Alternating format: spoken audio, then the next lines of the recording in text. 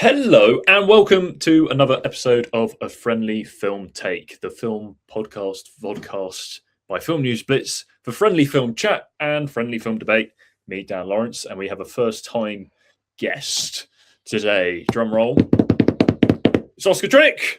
Woo! Thank you very much. Thank you for joining me. How are you? I'm not too bad. I am not too bad. I'm a bit tired, but I'm happy to be on here. I'm very excited. I empathise with the tiredness. It's a Friday. It's a Friday evening. The weekend is here, and it's going to be time for a good rest. And we're not resting at the moment. We're going to be talking about Wuthering Heights. Wuthering Heights. Full name. The Emerald Fennell adaptation of his classic novel. So we're going to give our take on the film and see if we're aligned, see if we've had any differences of opinion. But yeah, I guess we should dive into it. Emerald Fennell, she's an interesting filmmaker, isn't she? This is her third one. Yeah. Promising Young Woman, which won an Oscar for original screenplay. Somehow. Yes. And then we had Saltburn, which was hit on streaming, mainly for just how mental it was, I would say. Yeah. And I don't really know where I sit with either of them. I remember seeing Promising Young Woman, and from the trailers, thought it was going to be like a revenge, violent film. But then when Carey Mulligan's character just gave the first creepy bloke a telling off rather than stabbing him, and then it kind of goes it ends in a. What's the message? What's the message of the ending of Promising Young Woman? It's just like, it's strange. it's I don't like any of her films. I'm just gonna say that straight out. I don't like any of these three films at all. Boom. Okay. So this, I guess, Wuthering Heights. I don't know. I like being fueled by a hate watch sometimes. So I guess this is kind of one of them for me. And I read the book in preparation for the first time a couple of weeks ago as well. So that was really interesting. I adored the book, but on the other hand, yeah, not so much. I think reading the book may have been your first mistake. No, not a mistake at all. Not a mistake at all. In the context of maybe trying to enjoy Wuthering Heights, maybe that was a mistake. Because I think we knew from the get-go, and from all the marketing and what Emerald Fennell has been saying, this was not going to be a faithful adaptation of this book. Yeah, she described it as her interpretation of when she read it as a teenager. That was her approach to this, and I mean, I think you can tell, but it's not like it's pretty obvious that that's what she's going for, but it's not. I don't think it's not the good kind of stupid, if that makes any sense. Like, you can get some really stupid films that are like aware of that and it's used well, but I think this is not one of those films at all. No, I'm going to agree with you. This isn't really going to be a friendly film debate because I think we're fairly aligned. I haven't read the book, but I'm aware of the wider context of the story, and I saw it performed as a stage play for someone's like drama. Oh wow! So that was an interesting watch. And what I was hoping for, I set my expectations really low, and I thought, right, I want to just be entertained and have this film to be raunchy as, raunchy to high heaven. Like, just go for it, go mad. Like Saltburn is insane. It's mad. Like, I think I give that film credit for being just mental. And then at the start of this film, obviously you had the audio of the chap being strung up, but it sounded like, some huffing and puffing was going on. And then there was people like getting off with each other in the courtyard whilst this guy's getting strung up, and I'm like, okay, cool, here we go. I thought the film didn't then go mad enough. I didn't think like it was. I mean, most of the like rumpy pumpy was like in montages. Yeah, it was. It wasn't. I thought I was expecting European independent cinema style. Some like French extreme stuff. Yeah, maybe that says more worrying things about me than it does about the film. But yes, I didn't think it went out there enough. There are some things that I do give the film credit for, but before I go on about what I enjoyed, was there anything you thought, okay, well, this is good, these are some positive notes? I don't know, not really. I'll give her credit for her. I think this is like her only film that is almost aware of how bad it is. Okay. I think Saltburn and Promising Young Woman think they're like the best thing ever, and it's horrendous for both those films. And like you're saying, this film just I was kind of expecting a bit more from that kind of provocative side of things. I think she's the kind of filmmaker that relies on her thinking she's provocative, but is the complete opposite. I don't think she is at all, and I don't think Saltburn has like a couple like thrills in that sense, but I even don't think it pushes it that far. But yeah, this film, I was surprised coming from kind of her, I guess, kind of reputation around that kind of stuff. It's a lot of kind of fully clothed sequences and a lot of kind of teasing and things like that. And um, yeah, it's weird. And I'm not the kind of person who's opposed to changes from books and stuff. Like, I don't want like the exact same thing made from every book to film adaptation because it just gets boring. But I think this is just one of those cases where changes were made, and I don't think it's done it any favor at all. No, I think you've immediately drawn me back into the. I will talk about positive stuff in a minute because but yeah, it's not.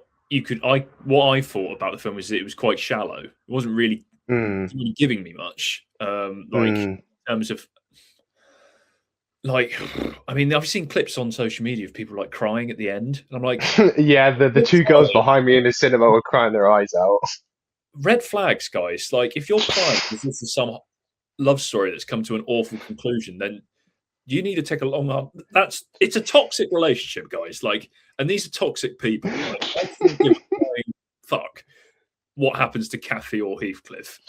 The only person I'm rooting for in this film is poor old Linton, who is essentially knocked through his living room window. The poor guy. Oh dear. I didn't feel. I mean, right from the outset, I think Kathy was annoying.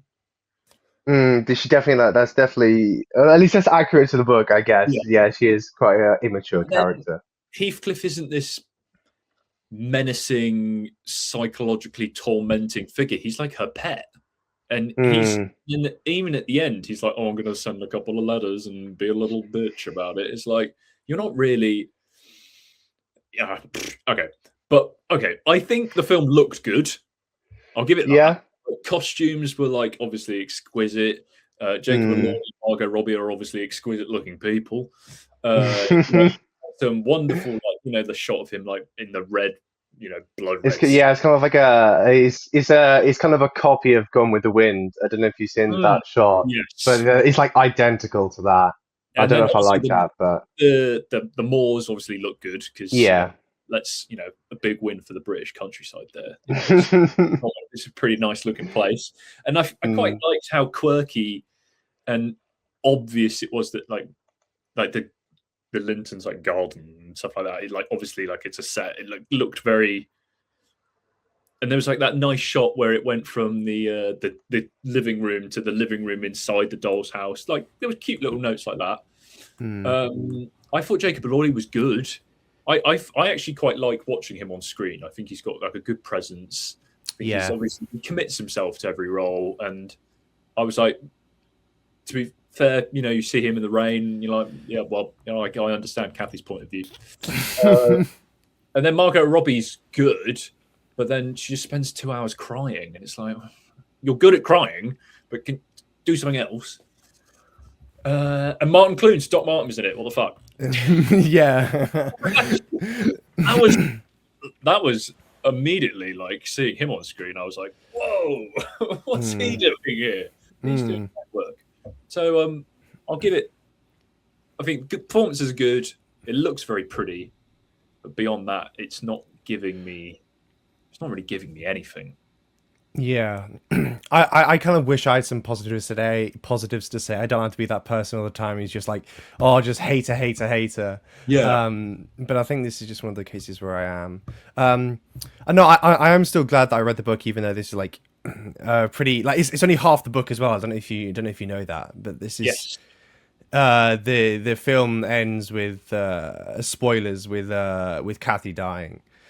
Which is halfway through the book, and the book continues on with her child, which actually is born, and it continues on with Heathcliff's child between him and Isabella, and then kind of we get to it is good. It's an for its time it was quite subversive because your main character dies in the middle of the book and you're kind of left with this kind of half of the book is like a fallout, and it is quite dark in that sense. It kind of plays like a bit of a ghost story. But yeah, performances. I do like Jacob Elordi a lot. I kind of wish it's one of those actors where good performances in bad films. Yeah. I same feeling with Frankenstein as well.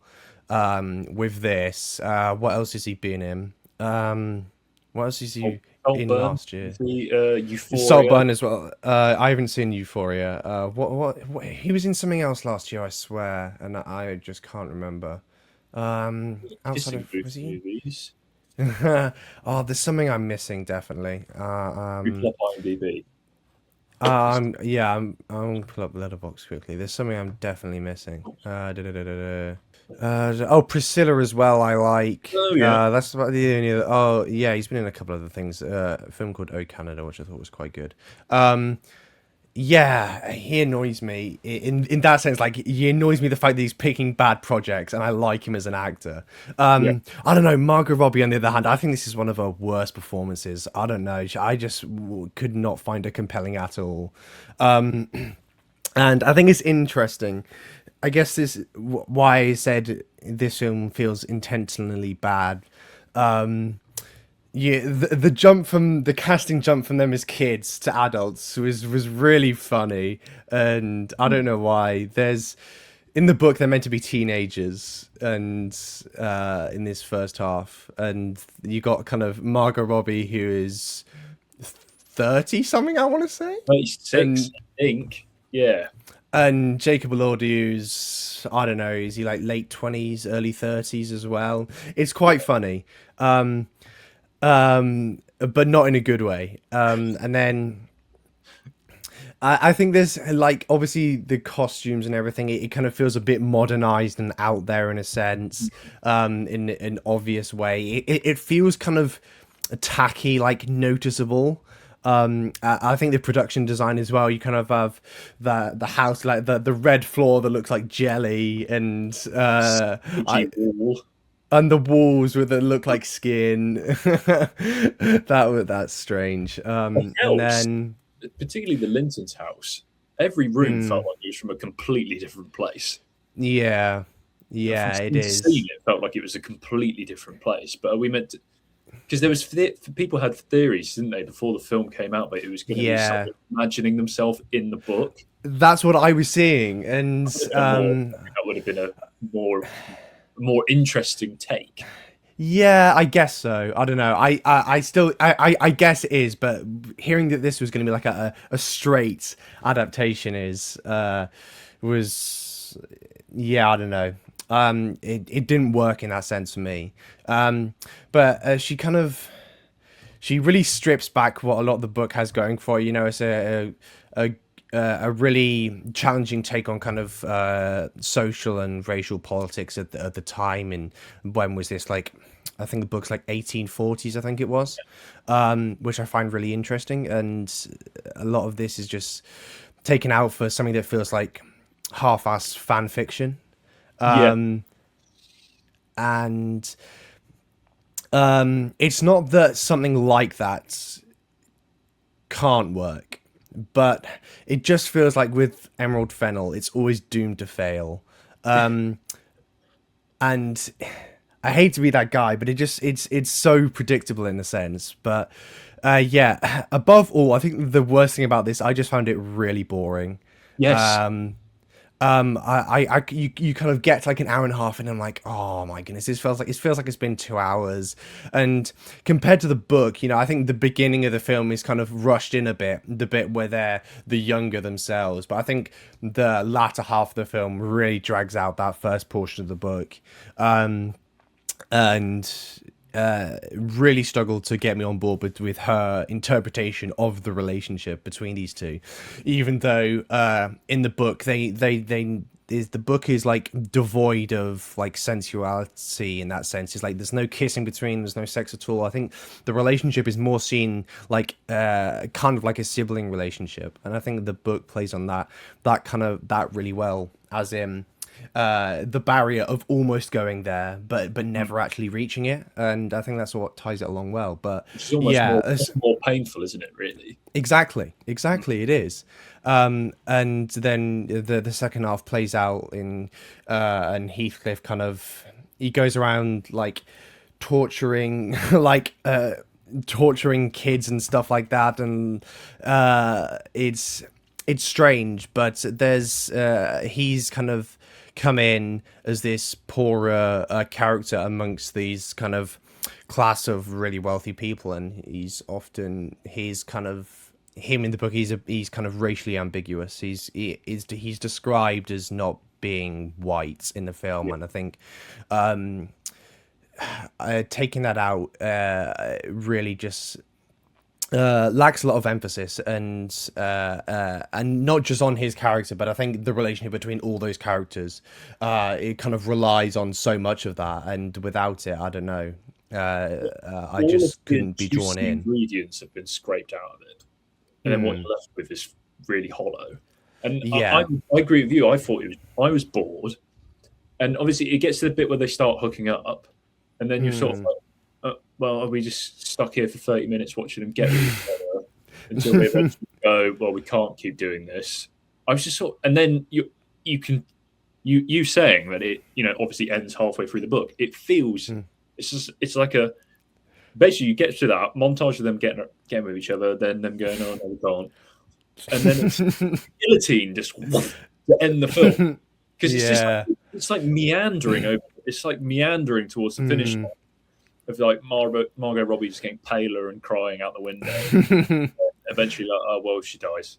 That was a really unsatisfying ending. But by that point, I was like, I don't give a shit about any of these people. I don't care. I'm not invested whatsoever.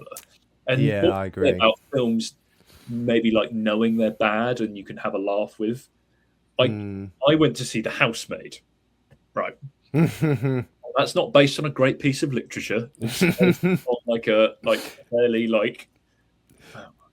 trashy piece of literature, I guess you could say. But that film knows it's silly.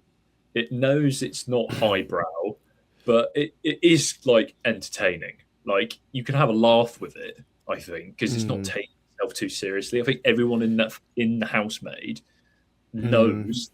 We're just making like a silly film. Like, I was surprised it was in a cinema, to be honest. It felt more like a straight-to-streaming film. But then, again, with Wuthering Heights, it feels like... Well, I mean, there was comparisons to it being like a love story like Titanic. Like, I'm sorry, but that ain't what's going on here. This is no Titanic-style romance. In any sense of the word. It felt like it was definitely being designed for the masses, and I think that's working well at the box office. And that's why it doesn't go too far in any one direction. It doesn't go too far into the raunchiness, and it doesn't go anything. It doesn't go far enough into any of the complex, interesting meatiness of the book that you've described, because it wants to be as mainstream, as palatable as possible. But in doing that, they've kind of made it boring and like void of any substance, but it looks great in a edit on reels and socials. Maybe TikTok. Trailer is quality with the Charlie XCX soundtrack. Criminally underused in the film. I agree But I think we only got like a little bit of Charlie XCX, and that was it. I was like, oh, okay. Yeah, I really love the I really love the opening track to the film that she did. But yeah, I don't know. And it's interesting because the whole marketing really kind of brought it up as being this really kind of freaky thing. And it almost feels very like 2020s in a way, the marketing, the whole Charlie XCX thing, their whole tie-in, and then to kind of take that back feels strange. But I was a few months ago, I was reading some like notes from test screenings and stuff, and there's like stuff from the opening scene that had been cut, like even like like kind of gone even further with some of the sexual stuff that you kind of see in that. So, and I do feel like at times it feels like it did feel like it had been cut up in that sense. But yeah, I think Fennell just commonly mistakes like thoughtful provocation for like miscalculated shock value, and I think that's kind of where a lot of her films lead, and parts of this definitely so. But yeah,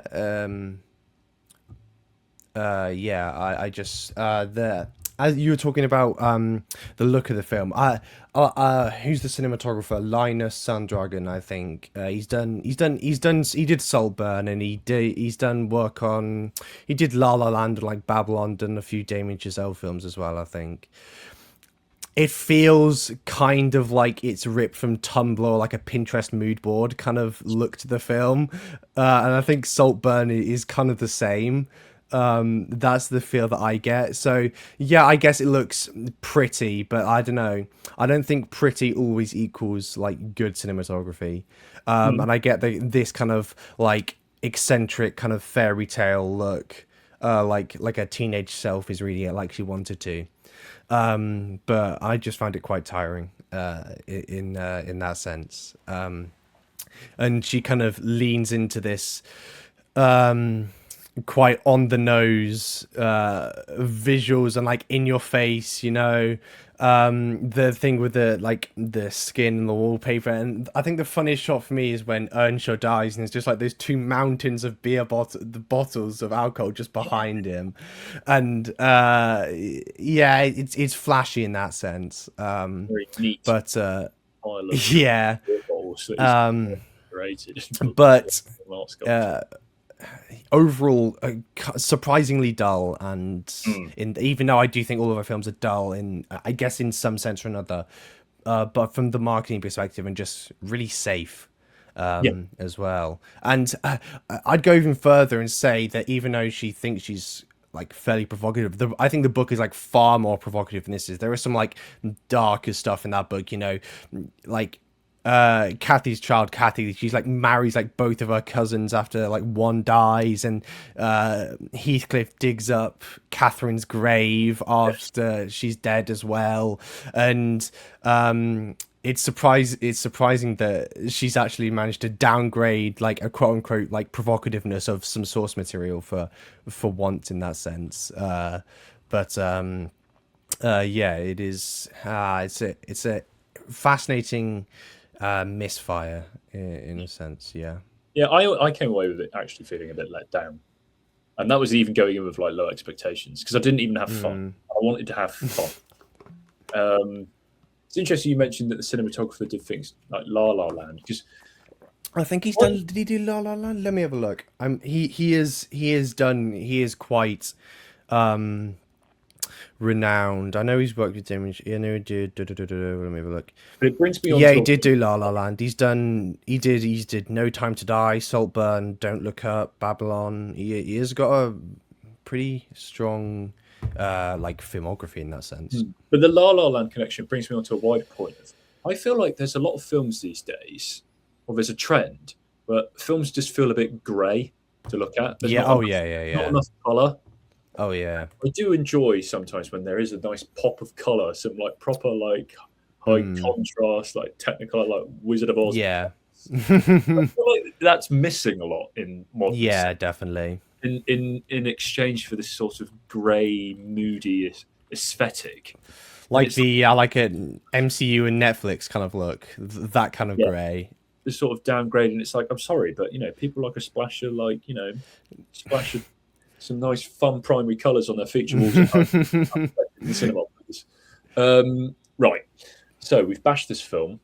I think rightly so. I give it 2 out of 5 stars.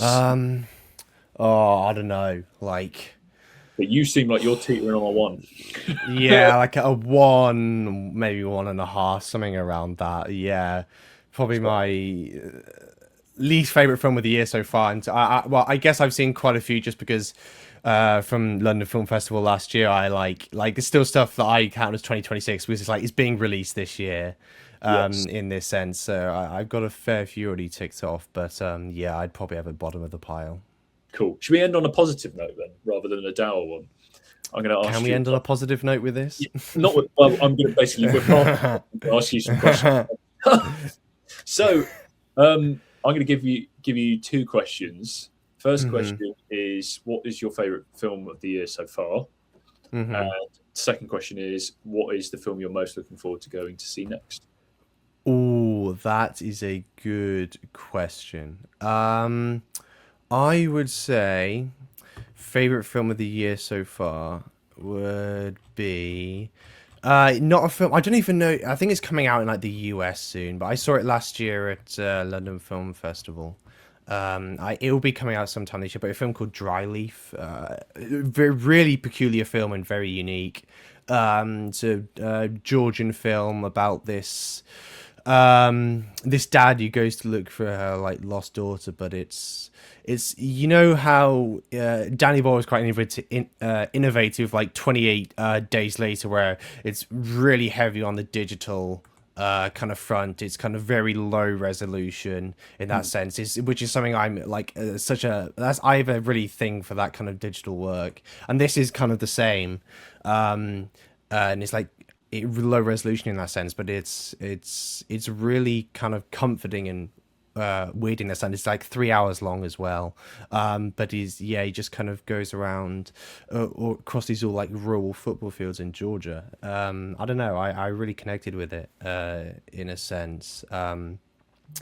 It's quite ambiguous, but I think there's a really interesting thought to be had, because you were talking about kind of so many kind of cinematography and image being so gray, and this kind of obsession with clarity in that sense, and how everything, a lot of kind of Hollywood stuff, they really like that really smooth, clean surface, and no real texture, and this kind of provides, I guess, like an opposite to that. But yeah, one to look out for sure. I'm not even sure if it's being distributed here at the moment, but hopefully at some point this year. But there's definitely one to look out for. And film that I'm looking forward to. Interesting question. I'm trying to think. What have we got coming out? I'm looking forward to Project Hail Mary, which I think comes out March time. March, yeah. Let me have a look. Is there anything?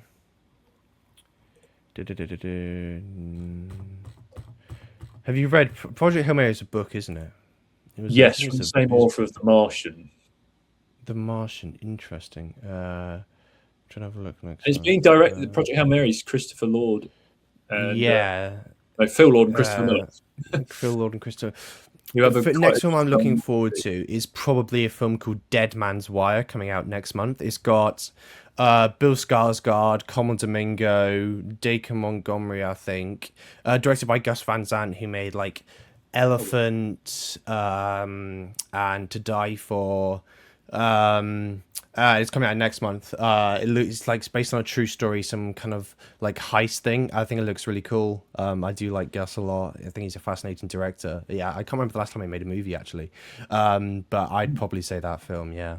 Cool. I've got another one. Is actually Waste Man, which is the prison drama. Oh yes, yeah, Tom Blythe. And, I do like David Johnson. The British sort of prison drama. Did you ever watch Time, the TV show with Sean Bean? Stephen Gray. I don't think so. Oof, unbelievable. Limited series. They then did a second series with in a female prison, but the first series is Sean Bean as a school teacher who's in there for killing someone whilst drink driving. Oh, Stephen wow. Graham's like the lead prison warden, and it's unbelievable. It's so good. It'll be on iPlayer because it's a BBC drama. Cool. But yeah, I like a good prison drama, so I'll put that. And then Nice. I'm going to Marty Supreme's probably the best thing I've watched this year so far. Nice. I love that film. That was, pretty good, and a great soundtrack. Oh yeah, really. Both the soundtrack and the score were both phenomenal. And what I love is like a film set in the 50s, but we've got this like 80s sort of soundtrack and the score. It felt like an 80s film with the and I was like, that's did you see like the craze of like the jackets and stuff that Timothée Chalamet was doing? So me and my brother went down to that pop-up store in London. We like got up like 5 a.m. We were like down there queuing like 8:30. So we didn't get the jackets, but I've got like the tracksuit trousers, and like we saw Timothy down there as well. He came along. That was wild that day. But yeah, it was interesting. But yeah, good film. Smashing. There we go. We've ended on a positive note. We have. That's good. We waded through the muddy moors of activity, and we've ended up in a beautiful, positive ending. Cool. So I think we should wrap it up there because it's all smiles now. So Oscar, thank you very much for joining me. And no problem. Thank you for having me. Giving me the friendly film take of Wuthering Heights from your perspective. And thank you, viewers, listeners, and everybody for joining us. And there we go. End scene.